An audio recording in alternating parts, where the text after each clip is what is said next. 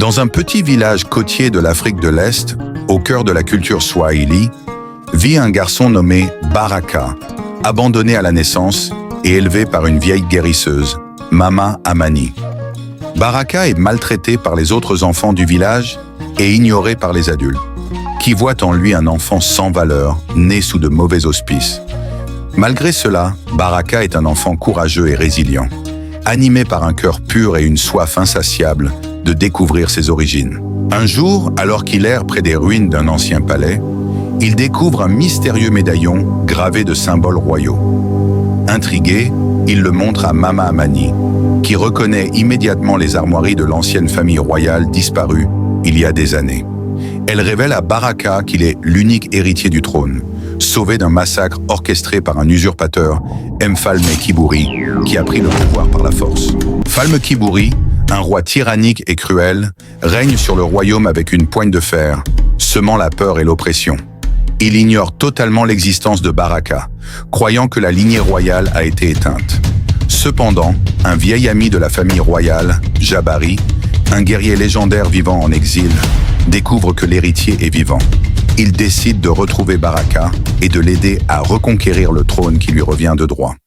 Mfalme Kiburi, alerté par des rumeurs sur l'héritier perdu, envoie ses soldats traquer Baraka, menaçant de détruire tout ce qu'il aime. Baraka va s'échapper et se retirer afin de sauver sa vie. Après avoir réalisé qu'il est l'héritier légitime du trône, il va arrêter de fuir et doit se préparer pour un destin qui dépasse tout ce qu'il a connu. Sous la direction de Jabari, le légendaire guerrier en exil, Baraka doit subir une série de rites initiatiques swahili destinés à le transformer physiquement et spirituellement en un roi et guerrier digne de son peuple. Ces rites se déroulent pendant 4 mois au sommet du mont Kilimandjaro, un lieu sacré où seuls les plus braves sont admis. Là, Baraka va apprendre la danse du feu, symbole de la passion et de la destruction, le combat des ombres, par lequel il va apprendre à manier le mkuki, lance traditionnelle swahili, et le ngao, bouclier en bois. Les anciens déposent un tambour sacré, symbolisant l'appel des esprits. Jabari commence à battre le tambour, tandis que Baraka, debout sur un rocher surplombant la vallée, laisse le vent caresser son visage. Écoute les vents, Baraka. Ils portent la voix des ancêtres. Ils te montreront la voie et te donneront la sagesse pour régner.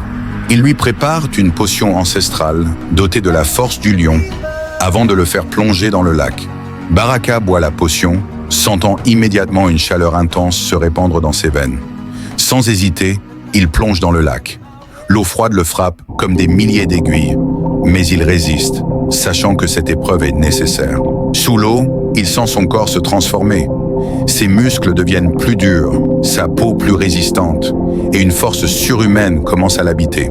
Au 4e jour de la 4e semaine du 4e mois, Jabari organise un duel final avec Baraka pour tester ses nouvelles aptitudes. Les deux hommes, armés de mkuki et de ngao, s'affrontent dans un combat acharné.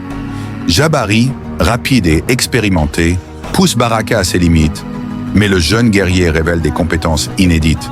Il anticipe les mouvements de Jabari, dévie ses attaques avec une force incroyable et riposte avec une précision mortelle. Le duel atteint son paroxysme lorsque Baraka, en un seul mouvement fluide, désarme Jabari et place sa lance à quelques centimètres de son cœur.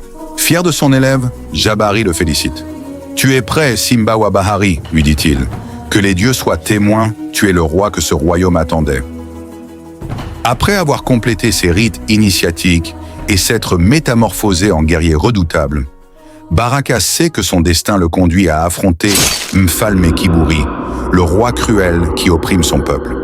C'est un combat qui ne déterminera pas seulement qui est le véritable roi, mais aussi l'avenir de tout le royaume. Baraka doit prouver sa légitimité et sa force face à un tyran redouté.